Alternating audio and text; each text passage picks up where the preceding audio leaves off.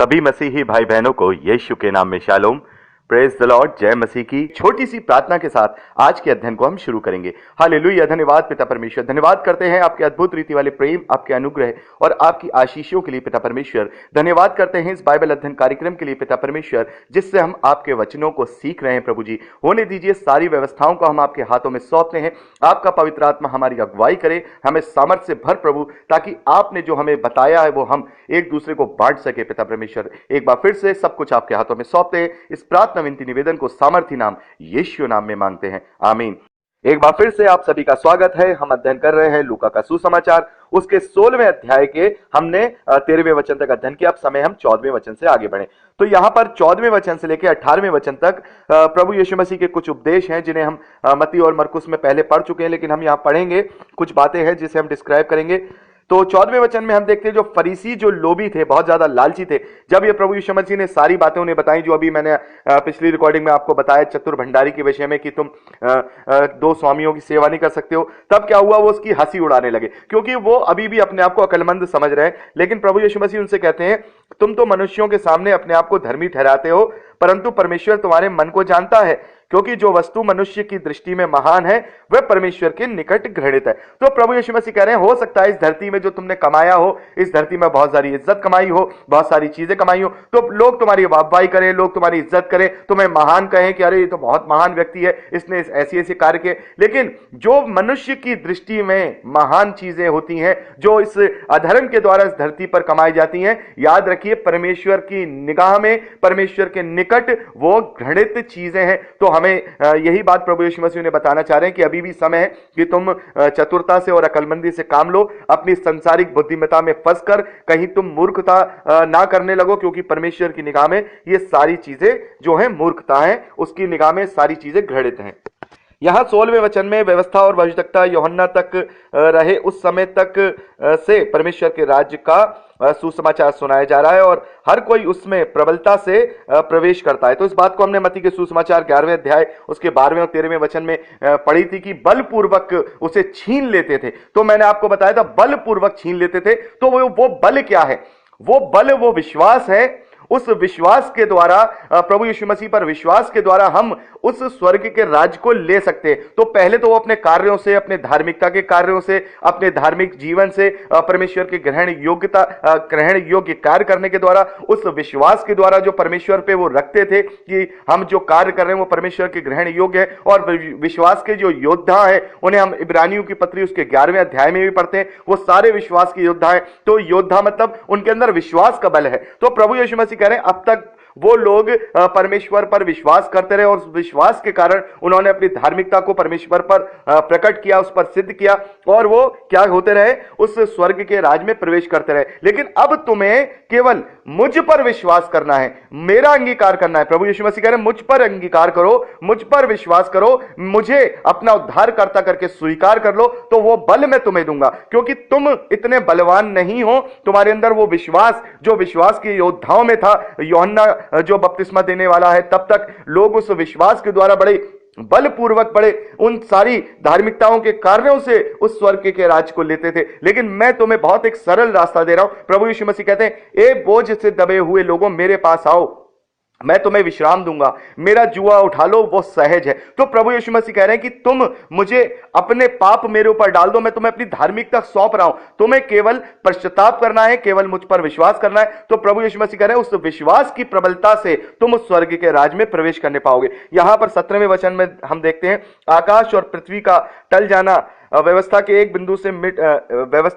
बिंदु के मिट जाने से सहज है। तो ये बात भी हम पहले ही पढ़ चुके हैं कि व्यवस्था की एक एक बात पूरी होके रहेगी, उसका एक भी बिंदु नहीं टलेगा। आकाश और पृथ्वी टल सकते हैं। और यहां पर 18वें वचन में जो पत्नी के विषय में है, इस बात को भी हम मत्ती के सुसमाचार 19वें अध्याय में पढ़ चुके हैं। तलाक के विषय में हम अच्छी तरह से इस बात को पढ़ चुके हैं। अब समय आता है 19वें वचन से जब हम आगे बढ़ते हैं, तो 19वें वचन से लेकर 31वें वचन तक प्रभु यीशु मसीह एक कहानी बताते हैं। एक धनी मनुष्य और एक निर्धन लाजर है, और इस 19वें वचन से लेकर 31वें वचन तक हम बहुत सारी चीजों को देखते हैं कि बहुत से लोगों का ये सवाल होता है कि मरने के बाद मनुष्य कहाँ जाएगा, क्योंकि न्याय का दिन तो जब प्रभु यीशु मसीह लौट करके आएंगे तब न्याय किया जाएगा, तब तक वो मनुष्य कहाँ रहेंगे। बहुत से लोगों का, बहुत से स्कॉलर्स का मानना यह है कि ये जो यहाँ पर जो ये बताया गया है, लोग का जो सीन दिखाया गया है कि जो निर्धन था वो जो है इब्राहिम की गोद में गया, और जो धनी व्यक्ति था वो जो है पीड़ा वाले स्थान में गया। तो ये अधलोक यानी धरती के नीचे एक अधलोक का एक सीन दिखाया गया है कि वहां पे दो पार्टीशन है। एक पार्टीशन में अच्छे लोग जाते हैं जिसे इब्राहिम की गोद वाला हिस्सा कहा जाता है, एक हिस्से में बुरे लोग जाते हैं जिसे पीड़ा वाला हिस्सा कहा जाता है, और इन दोनों के बीच में खाई, यहां पर अभी हम आगे पढ़ेंगे, इन दोनों के बीच में खाई है। वहां का मनुष्य उधर नहीं जा सकता, उधर का मनुष्य इधर नहीं जा सकता। तो ये एक टेम्परेरी जगह है कि जब जगत का न्याय किया जाएगा, जब तक यहां पर लोग रहेंगे और वहां पर जो अच्छे लोग होंगे, प्रभु मसीह में जो सो गए होंगे, वो वहां विश्राम पाएंगे। और जब प्रभु यीशु मसीह आएंगे वापस बादलों में लौट करके, तब सबसे पहले जो मसीह में सोए हुए लोग होंगे वो अविनाशी शरीर को पहन करके दोबारा जी उठेंगे और वो बादलों में उठाए जाएंगे। उसके बाद जो बाकी जिंदा बचे हुए लोग होंगे उनको उठाया जाएगा। हम पहला कुरिन्थियन 15वें अध्याय के अनुसार ये बात कर रहे हैं। लेकिन बहुत सारे स्कॉलर्स का ये मानना है, जैसे प्रभु यीशु मसीह ने कहा कि जो कोई विश्वास करेगा वो उद्धार पा चुका, और पौलुस ने भी कभी कभी ऐसा, हम जब पौलुस को पढ़ेंगे आगे पत्रियों में, कभी कभी ऐसा फील होता है कि जब तक मैं जीवित हूं तभी तक प्रभु यीशु मसीह से दूर हूं, और जब मैं मरूंगा तो सीधा प्रभु यीशु मसीह से मिलूंगा। तो बहुत सारे स्कॉलर्स इस बात को मानते हैं कि जो सही मायने में जो धार पाए हुए लोग होंगे तो वो उस टेम्परेरी जगह में नहीं रहेंगे, जिनका न्याय नहीं किया जाएगा। सही मायने में जिन्होंने अंत तक धीरज रखे हुए प्रभु यीशु मसीह को ग्रहण किया होगा, तो जिनका उद्धार हो चुका, तो उन लोगों को वहां टेम्परेरी जगह पे नहीं रखा जाएगा, वो सीधा प्रभु यीशु मसीह से मिलेंगे। लेकिन इसमें बहुत सारी उलझने वाली बात है कि अभी तक जब तक सबका न्याय नहीं किया जाएगा तो वो स्वर्ग में कैसे जा सकते हैं। तो ये सारी बहुत सारी चीजें हैं।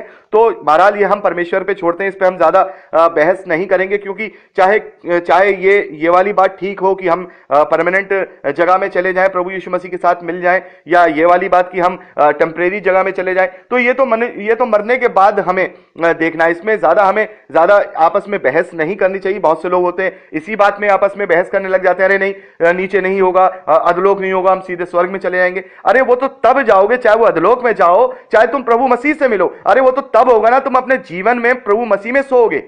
जब तुमने अपने जीवन में प्रभु यीशु मसीह के ग्रहण योग्य कार्य किए होंगे, तो मेरे भाई तभी तो तुम वहां जाओगे। तो वहां पर अभी गए हो नहीं, उससे योग्य बने हो नहीं, उद्धार तुमने अभी प्राप्त किया नहीं है, उद्धार का तुम्हारा अता पता नहीं है, और तुम इस बात में बहस कर रहे हो कि अधलोक में जाएंगे कि हम स्वर्ग में जाकर सीधे चले जाएंगे प्रभु से मिलने। अरे ये तो सामने आ जाएगा ना, इसके लिए इतने ज्यादा टेंशन क्यों ले रहे हो। या तो ये होगा कि हम जाकर के उस इब्राहिम की गोद में जाके विश्राम करेंगे, सो जाएंगे, या तो ये होगा कि सीधे हम प्रभु से मिल जाएंगे अगर हमारा उद्धार हो गया होगा। तो ये तो तभी होगा ना कि हमने अपने जीवन को कैसे जिया। तो यही वही बात है ना, अकलमंदी हम इसमें ज्यादा लगा रहे हैं कि हम मरने के बाद जाएंगे कहां, अधलोक में जाएंगे टेम्परेरी जगह में, या परमानेंट प्रभु यीशु मसीह के साथ स्वर्ग में चले जाएंगे, जैसा कि पौलुस ने भी जो बातें की उससे ऐसा दिखाई देता है। तो सीधी बात यह है कि टेम्परेरी जगह है, प्रभु यीशु मसीह ने लूका के सुसमाचार में बताया है टेम्परेरी जगह है, और हो सकता है कि प्रभु यीशु मसीह के पुनरुत्थान के बाद वो टेम्परेरी जगह हटा दी गई हो। लेकिन फिर वही बात आती है कि जो अधर्मी लोग होंगे उनका भी न्याय नहीं हुआ है, प्रभु यीशु मसीह जब न्याय करेंगे तब उनका न्याय हुआ, तो वो कराएंगे। तो बहुत से लोगों का कहना यह है कि अधलोक में केवल एक ही हिस्सा बचेगा जो पीड़ाओं वाला होगा। तो लेकिन वो मसीही विश्वासियों का क्या होगा जिन्होंने अपने जीवन में विश्वास तो किया है लेकिन थोड़े थोड़े उन्होंने पाप किए, क्या उनका न्याय नहीं होगा? क्या वो हमेशा गंधक की झील में डाले जाएंगे? फिर उनका प्रभु यीशु मसीह पर विश्वास करने का क्या होगा?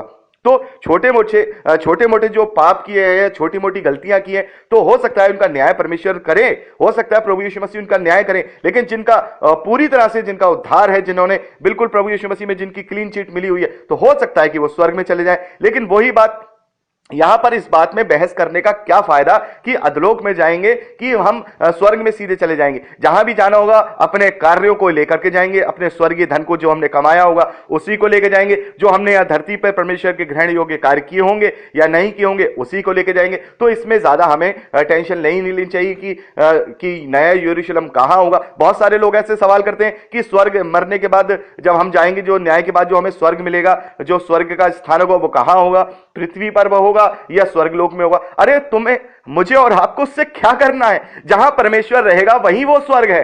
क्योंकि वहां लिखा है वचन में कि परमेश्वर का डेरा तुम्हारे बीच में, मनुष्यों के बीच में रहेगा।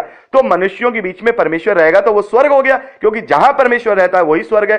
और पूरा ब्रह्मांड, पूरे आकाश गंगा, पूरे जितने भी सोलर सिस्टम, ये सारी चीजें सब तो परमेश्वर की रची हुई है, तो वो तो कहीं भी हमें रख सकता है। तो जहां वो हमारे साथ संगति कर रहा है तो वो हमारे लिए वो ही स्वर्ग है, चाहे वो धरती हो, चाहे वो आकाश गंगा का कोई और ग्रह हो, या फिर इस पूरे ब्रह्मांड से, इस पूरा ये सारी चीजों से ऊपर कोई और अलग जगह हो, वहां पर वो रखे। ये तो खैर जब हम प्रभु में सोएंगे उसके बाद हमें ये सारी चीजें पता चलेंगी कि वो किस प्रकार का होगा। लेकिन पहले हम उसके ग्रहण योग्य तो बने, पहले हम उसके लायक तो बने। इस चीज में बहस करने से ये जानना कि कहां होगा, कैसे होगा, क्या होगा, कैसे, इन सारी चीजों में पढ़ने की बजाय हम अपने आप को परमेश्वर के ग्रहण योग्य बनाने में प्रयासरत रहे। अपनी बुद्धि इस चीज में लगाएं कि आज हमने पूरे दिन कोई ऐसा कार्य तो नहीं किया जो परमेश्वर के विरोध में।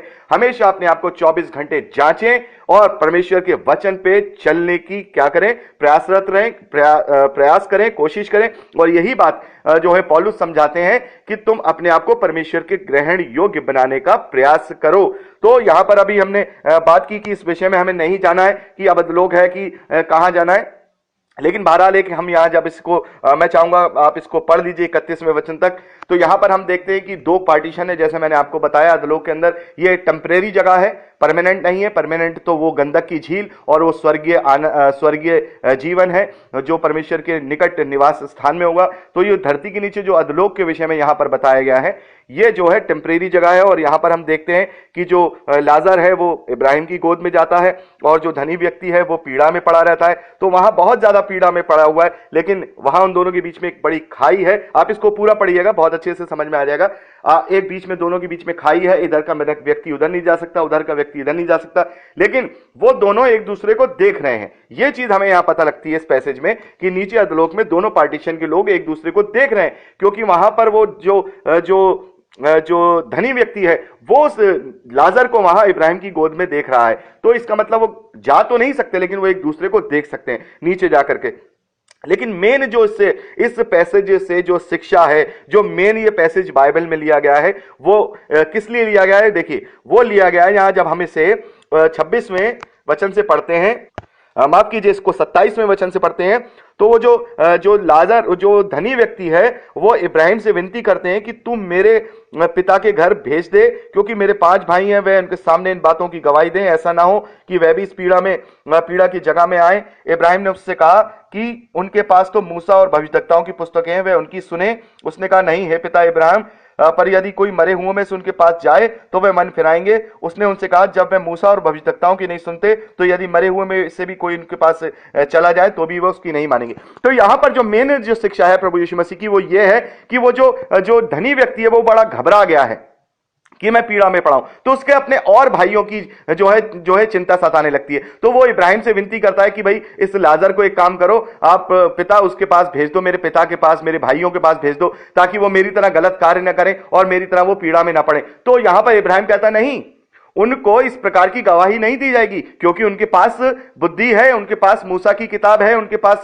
भविष्यद्वक्ताओं की पुस्तकें हैं। तो वो उन्हें पढ़ें, उनको समझें, उन्हें जानें और अपने जीवन को जो है फिराएं। मरने के बाद अब कुछ भी नहीं होगा, किसी को भी इस प्रकार की गवाही नहीं दी जाएगी। यानी कि सबसे बड़ी बात यहां पर निकल के आ रही है, किसी को भी खुल करके सारी चीजें नहीं दिखाई जाएंगी, क्योंकि अगर एक खुल करके सबको दिखा दिया गया तो फिर उनकी परख का कोई भी मतलब नहीं बचेगा। फिर उनका इम्तिहान या परख किस बात की हुई, क्योंकि उन्हें तो फिर खोल करके सारी चीजें बता दी गई। तो यहां पर तो वही जो धनी व्यक्ति है वो यही बात कर रहा है कि जाकर के मेरे भाइयों को बता दो कि ऐसे पीड़ा होती है। अरे अगर पहले ही तुम्हें बता दिया गया होता, सारी चीजें खोल दी होती, सचमुच में सारी, जैसे कहते हैं ना कि तुम्हारे एग्जाम से बैठने से पहले ही तुम्हें एक कुंजी दे दी होती या कोई बुक तुम्हें दे दी होती कि भाई नकल करके पास हो जाओ, तो तुम्हारा परख किस बात की। तो यहां पर इब्राहिम कह रहे हैं नहीं, अगर तुम्हें अगर जीवन के अंदर तुम्हें अपना अनंत जीवन पाना है तो जो तुम्हें किताबें दी गई हैं उसका अध्ययन करो। जो किताबें तुम्हें दी गई हैं, मूसा की पुस्तकें हैं उनके पास, भविष्यद्वक्ताओं की पुस्तकें, हमारे पास बाइबल है, और सारी इस दुनिया की चीजें,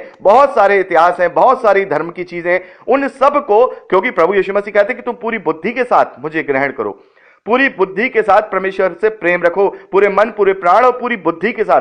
तो यहां पर वो बुद्धि जो हम संसारिक रीतियों के लिए तो बड़ी लगाते हैं, चालाकी, जैसे मैंने आपको प्रभु यीशु मसीह ने बताया, चतुर भंडारी की तरह हम अपने इस 80-90 साल की जीवन को बड़ा सुधारने के लिए बड़ी बुद्धि लगाते हैं, बड़े इसके लिए हम फिक्रमंद रहते हैं, बड़े परेशान रहते हैं। तो क्यों हम अनंत जीवन की जिंदगी के लिए परेशान नहीं होते? कहीं ना कहीं तो कोई सच्चाई छुपी होगी, क्योंकि मरने के बाद जीवन तो है। ऐसा तो नहीं हो सकता कि मर गए और खत्म।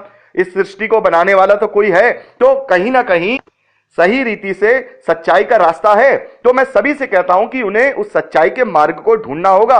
तो इस बाइबल का अध्ययन करना पड़ेगा, इस बाइबल को पढ़ना पड़ेगा, और जब हम इस बाइबल को पढ़ेंगे तो हमें सच्चाई पता चलेगी। प्रभु यीशु मसीह कहते हैं कि तुम सत्य को जानोगे और सत्य तुम्हें स्वतंत्र करेगा। तो प्रभु यीशु मसीह कहते हैं स्वतंत्र हो जाओ, उस सत्य को जान लो। इब्राहिम ने वहां पर उससे कहा, धनी व्यक्ति से, अब तुम्हें कोई ऐसी बात नहीं बताई जाएगी, अब तुम्हारे पास जो है, जो चीजें हैं तुम्हारे पास, उन्हीं से अपनी बुद्धि का इस्तेमाल करो, सोचो समझो और जो सही है उसे ग्रहण करो। और मैं यहां कहूंगा कि हमारे पास सबसे सही कुंजी है, हमारे पास सबसे सही जो है परमेश्वर का वचन है, वो ये पवित्र बाइबल है। हम इसको पढ़ें और परमेश्वर की सत्यता को ग्रहण करें, और जब हम उसकी सत्यता को ग्रहण करेंगे तो ये सत्य हमें स्वतंत्र अवश्य करेगा, क्योंकि प्रभु ने हमसे यही वादा किया है कि तुम सत्य को जानोगे और सत्य तुम्हें स्वतंत्र करेगा। कंपेयर करें दुनिया के और सारी शिक्षाओं से, प्रभु यीशु मसीह को कंपेयर करें। मैं आपसे दावे से कह सकता हूं कि आपको कहीं भी ऐसा महसूस नहीं होगा कि प्रभु यीशु मसीह ने कोई भी दुनियावी बात आपको सिखाई है, बल्कि बहुत सारी जगहों में आपको ऐसा लगेगा जहां पे दुनिया की जो जिंदगी है, जो दुनियावी चीजें हैं, उस पर ज्यादा बल दिया गया है, दुनिया का ऐशो आराम, दुनिया के जो मनोकामनाएं और ये सारी चीजें। लेकिन प्रभु यीशु मसीह चूंकि स्वर्ग से आए तो उन्होंने सच्ची बातों को वहां पर हम लोगों को बताया, सच्ची बातें हम तक ट्रांसफर की हैं। तो हमें मैं बहुत बड़ी बात नहीं कह रहा हूं, ना ही मैं बहुत बड़ा स्कॉलर हूं, लेकिन जितना भी परमेश्वर ने मुझे समय दिया है, जितनी भी मैंने बुद्धि को इन चीजों में लगाया, तो मैंने ज्यादातर बहुत सारे अलग अलग जो ग्रंथों का, अलग अलग धर्मों का मैंने थोड़ा करके, देखिए मैं बहुत बड़ा एक्सपर्ट नहीं हूं किसी भी और दूसरे ग्रंथ का, कोई और ये समझे कि मैं बहुत कुछ जानकारी रखता हूं, लेकिन मैंने इसीलिए कि मैं बुद्धि से ग्रहण करूंगा, तो मैंने सबके चीजों को, सबके प्रिंसिपल्स को थोड़ा थोड़ा करके जाना, हर एक धर्म की कोशिश की, ज्यादा से ज्यादा दूसरे लोगों को जानने की कोशिश करूं, और कंपेयर किया। मैंने बाइबल को कंपेयर किया, प्रभु यीशु मसीह की शिक्षाओं को उनसे कंपेयर किया, तब जाकर के मैंने बुद्धि से, हाँ मैं मसीह को तो ग्रहण में बहुत पहले कर चुका था, लेकिन मन और पूरे प्राण से किया था, बुद्धि से मैंने तब ग्रहण किया, तब मैंने और लोगों को भी जाना, और तब मैंने बुद्धि से इस बात पर अपने बिल्कुल उस बात पर मोहर लगाई कि जो मैं ये पढ़ रहा हूं, जो मैं सीखता हूं, जो मैं लोगों को सिखा रहा हूं, जिस पर मेरा विश्वास है, यही सत्य है। क्योंकि इस बात को जब हम बाइबल को सही रीति से अध्ययन करके पढ़ते हैं तो हमें लगता है कि यही वो बातें हैं जिन्हें परमेश्वर हमें सिखाना चाहते हैं, यही वो बातें हैं जिन्हें परमेश्वर हमें बताना चाहते हैं, और वो सच्चाई केवल बाइबल में ही मिलती है, कहीं और आपको नहीं मिलेगी। बहुत सारे आप कंपेयर कर लिए, आपको हर जगह दुनियावी रीति से अच्छा बनाने के लिए आपको शिक्षाएं मिल सकती हैं, लेकिन अनंत जीवन के लिए अच्छा बनाने के लिए इस तरीके की दीनता, नम्रता, प्रेम, अपने शत्रुओं से भी प्रेम करो और अपने शत्रुओं को भी आशीष दो, इस प्रकार की जो बातें। और सबसे बड़ी मेन इंपॉर्टेंट जो प्रभु यीशु मसीह की शिक्षा है कि तुम जाओ और जाति जाति के लोगों को चेला बनाओ, ताकि उनको भी उद्धार प्राप्त हो सके। तो यह सबसे बड़ी फिक्र प्रभु यीशु मसीह की ही शिक्षाओं में और कहीं हम नहीं पाते हैं। तो हम आगे का अध्ययन अगले अभी मेरे ख्याल से, हाँ, ये 16वां अध्याय कंप्लीट हो गया, अगली रिकॉर्डिंग में हम 17वें अध्याय से आगे बढ़ेंगे। प्रभु आप सबको बहुत आयत की आशीष दे। Praise the lord. जय मसीह की।